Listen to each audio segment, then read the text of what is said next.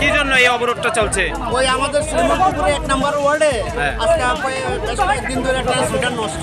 আচ্ছা। তো এই ট্রান্সমিটারের পরিপ্রেক্ষিতে তারা এই রাস্তা অবরোধ করছে। আমরা প্রতিশ্রুতি দিছি কালকের মধ্যে ট্রান্সমিটার, আমরা 3 দিন সময় দিছি, 3 দিনের মধ্যে আমরা তারা ট্রান্সমিটার দেওয়ার ব্যবস্থা করুন। আর এর মধ্যে 3 দিনের ভিতরে কাছে কালকেও পাওয়া যেতে পারে। এই আরিকা রাজি হয়েছে। সময় কেন এক সপ্তাহ অতিক্রান্ত হয়েছে। পূর্বে প্রথম একটা ট্রান্সমিটার নষ্ট হয়েছে।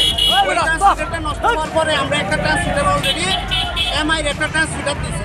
দেওয়ার পরে এটাও নষ্ট হয়েছে। তাহলে ট্রান্সমিটার এট টাইম পাওয়া যাইতে আছে না। এটা নিয়ে চেষ্টা চলতে আছে। ইমিডিয়েট কালকের মধ্যে যেভাবে আমরা একটা ব্যবস্থা করুন।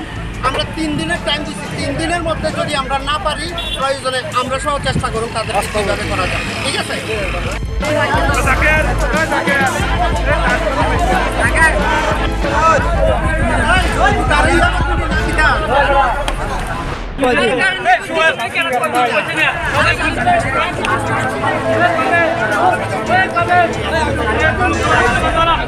আমাদের আজকে শ্রীমন্তপুর পশ্চিম পাড়ার 10 দিন ধরে কারেন্ট নাই। আমরা দপ্তরে মনে হয় 10-15 দিন গেছি। আমরা আজ দিবে, কাল দিবে, পরশু দিবে, এই বলছে তাল বাহানা। তাই আজকে আমরা অবরোধ করলাম। এবং অবরোধ কেন প্রত্যাহার কেন করলেন? প্রত্যাহার করছে আমাদের যে প্রধান আমাদের এসে আশ্বাস দিয়েছে যে কালকের মধ্যে কারেন্ট দেবে।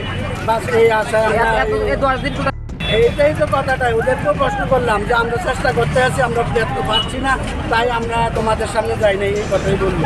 এখন বলছে যে কালকের মধ্যে কারেন্ট দেবে। কালকের মধ্যে যদি না পান আপনারা পরবর্তী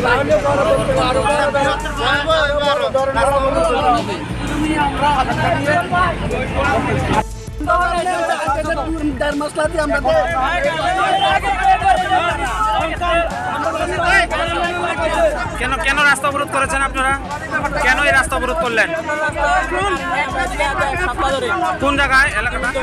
শ্রীমন্তপুর। এখানে বিদ্যুৎ দপ্তরকে কি কোনো জানানো হয়েছিল?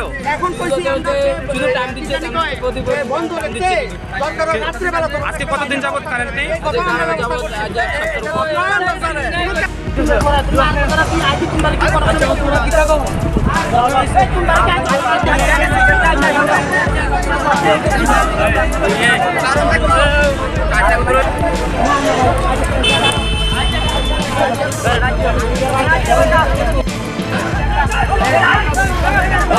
Hey,